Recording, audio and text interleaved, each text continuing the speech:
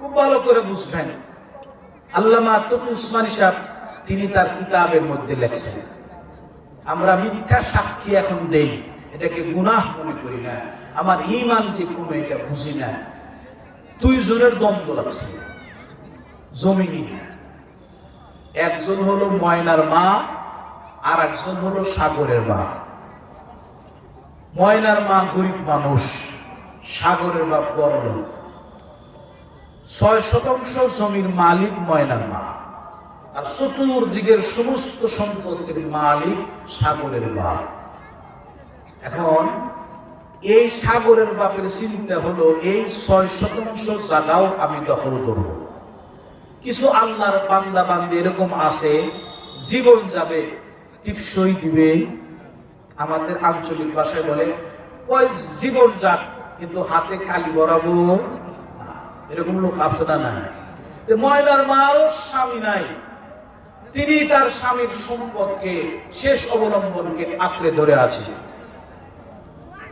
তিনিও চিন্তা করতেছেন আমি আমার, এই ময়নার মার চিন্তা হলো আমি আমার স্বামীর সম্পদ বিক্রি করব না। এখন সাগরের বাপে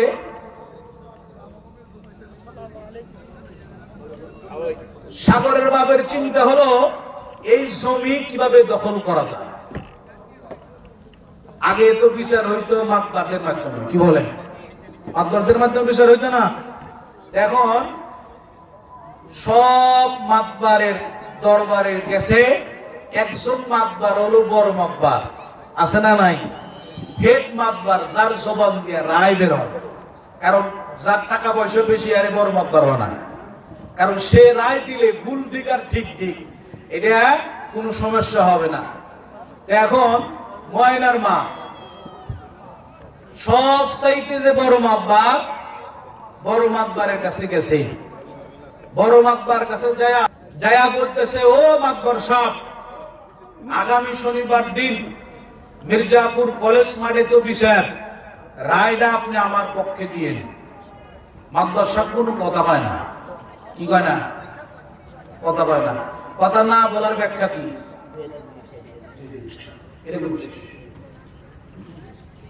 সভাপতি সাহেব আসছে, আমি এই কটা ঘটনা বলি শেষ। এখন মাতবার সাহেব কথা কয় না মানে কি? চুপ করে আছে, বুঝেন নাই? কি কয়?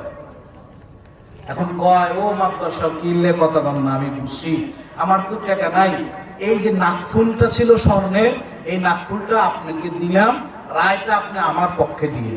মাতবার সাহেব এবার হাসি দেখে, হা হা হা, রায়টা আপনার পক্ষে যাবে। রায়টা কার পক্ষে যাবে? ময়নার মার পক্ষে। স্বর্ণের নাকফুল পাইছে না? আর কথা বলেন, সহজ সব কথা বলবেন, একটু শোনেন শেষ। ময়নার মা চলে গেছে মাতবারের বাড়ি থেকে, এখন আসছে সাগরের বাপ। সাগরের বাপ এসে বলতেছে, ও মাতবার সাহেব, আগামী শনিবার দিন তো কলেজ মাঠে বিচার, রায়টা আপনি আমার পক্ষে দিয়ে দিয়েন না। মাতবার সাহেব মাথার নিচে করে বসে কথা বলেন, বুঝেন না? কিনলে কথা বলেন, হ্যাঁ ভাই বুঝছি। এখন বুঝছি কিনলে কথা বল না। গত সপ্তাহে যে দাওয়াত খাইতে গেছিলেন আমার বাড়িতে, দেখছেন যে বড় বড় 4টা বলদ বাঁধা আমার গোড়ায়, ওখান থেকে 2টা বলদ আপনার, রায়টা আমার পক্ষে দিয়ে। মাদার সাহেব হাসি দেখ, হা হা, রায়টা তোমার পক্ষে যাবে। কয়জনের পক্ষে রায় দেওয়ার কথা বলছে? ময়নার মার কাছ থেকে নিছে নাকফুল, সাগরের বাবার কাছ থেকে নিছে 2 বলদ। এখন শনিবার দিন মনে করেন এই মাঠে বিচার। গরিব মানুষের পক্ষের লোক কম থাকে না বেশি থাকে? আরে কথা কম না বেশি? তেল আলা মাথায় তেল দেয় সবাই বেশি। এই কথা মমিন সিং যা বলছি, এক মুরব্বী কয়, হুজুর তেল তো দিবই, তেল কম লাগে। তেল কি লাগে? কম লাগে। এখন ময়নার মা এক কোনায় বসা, সাগরের বাপ সামনে বসা, দেখতেছে রায়টা সাগরের বাপের পক্ষে যাওয়া যাওয়া বাপ। এখন তো কইতেও পারে না, নাকফুল দিছে স্বর্ণের। ময়নার মা চিন্তা করতেছে ভুলেই গেল নাকি, তখন বলতেছে মনে করাই দেওয়ার জন্য, ও মাতবার সাহেব, শোনা মুখে কও কথা। মাতবার সাহেব তখন কয়, শোনা মুখে কেমনে বলবো কথা, বলদে ঘুরাইয়া দিছে মাথা। শোনা মুখে কেমনে কই কথা, বলদে মাথা দিছে ঘুরাইয়া। এজন্য ভাই মিথ্যা সাক্ষী দিলেও ঈমান কমে না বাড়ে। আল্লাহ আমাদেরকে মিথ্যা থেকে আমাদের জবানকে হেফাজত করুক। যাই হোক, আমি যে কথা বলতেছিলাম, ঈমান 3 প্রকার। ঈমান কয় প্রকার ভাই?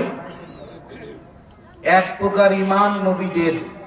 নবীদের ঈমান শুধু বাড়ে, কমে না।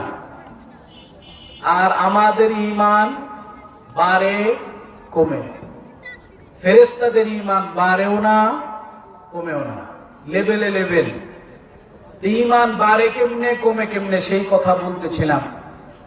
মিথ্যা কথা বললে, মিথ্যা সাক্ষ্য দিলে ঈমান বাড়ে না কমে? কন্যা বাড়ে না কমে? এজন্য ভাই মিথ্যা সাক্ষ্য দেওয়া যাবে না, মিথ্যা কথা বলাও যাবে না। আরেকটা কথা বলেই শেষ, দ্বিতীয় মেহমান চলে আসবেন। আমাদের একজন আকাবির ছিলেন,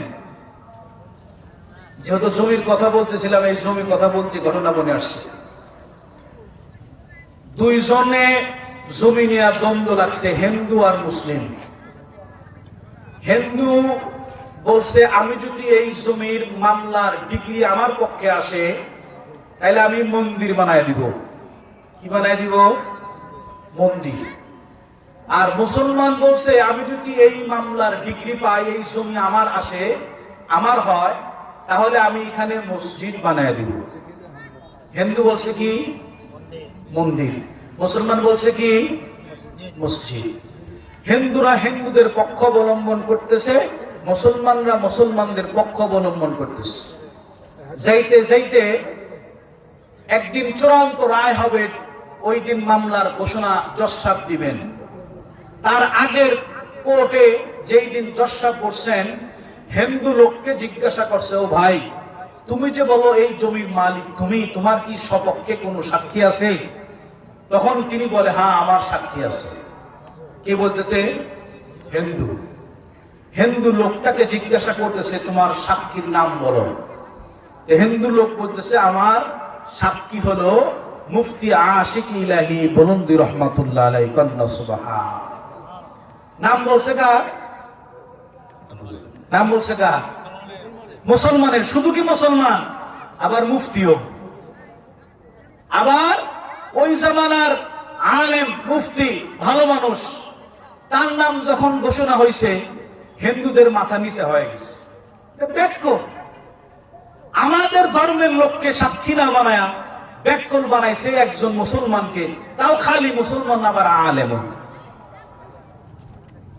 এখন হিন্দুদের মন খারাপ, মুসলমানরা বড় খুশি। মুসলমানরা বড় কি খুশি? ক্যাট করলে বাইরে, বুঝেন না? সাক্ষী আমাদের পক্ষে, রায় আমাদের পক্ষে যাবে। এবার 20 তারিখে মামলার রায় ঘোষণা হবে।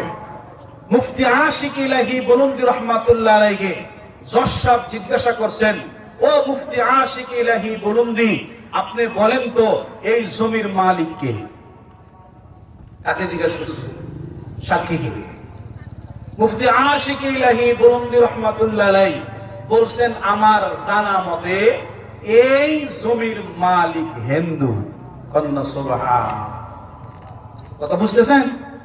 একজন হিন্দুর পক্ষে সাক্ষ্য দিছে মুসলমান। আর হিন্দুরও কি পরিমাণ আস্থা যে মুসলমান মিথ্যা সাক্ষ্য দিতে পারে না, মুসলমান মিথ্যা কথা বলতে পারে না। জজ সাহেব মামলার রায় লেখছেন, इस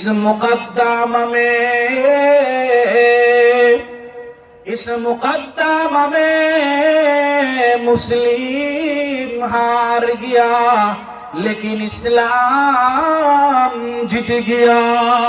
इस मुकद्दमा में मुस्लिम हार गया, लेकिन इस्लाम जीत गया। মামলার রায় লেখছেন জজ সাহেব। এই মামলার মধ্যে যদিও মুসলিমরা হেরে গেছে, মুসলমান যদিও হেরে গেছে, লেকিন ইসলাম জিতে গেছে। কন্না সুবহানাল্লাহ। এবার হিন্দু লোকেরা মুফতি আশিক ইলাহি বুলুন্দিকে জিজ্ঞাসা করে, হুজুর আপনি কেন আপনার ধর্মের লোকের পক্ষে সাক্ষ্য দিলেন না? সাক্ষ্য দিলে তো মসজিদ হইতো। মুফতি আশিক ইলাহি বুলুন্দি বলে, মিথ্যা সাক্ষ্য দেওয়া আমাদের নবী আমাদেরকে শিক্ষা দেয় নাই, মিথ্যা কথা বলা আমাদের নবী আমাদেরকে শিক্ষা দেয় নাই।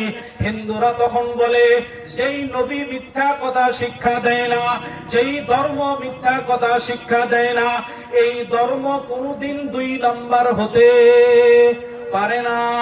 ও জজ সাহেব, আপনার সামনেই আমরা মুফতি আশিক ইলাহির হাতে হাত রেখে কালেমা পড়লাম, লা ইলাহা ইল্লাল্লাহু মুহাম্মাদুর রাসূলুল্লাহ সাল্লাল্লাহু আলাইহি ওয়াসাল্লাম।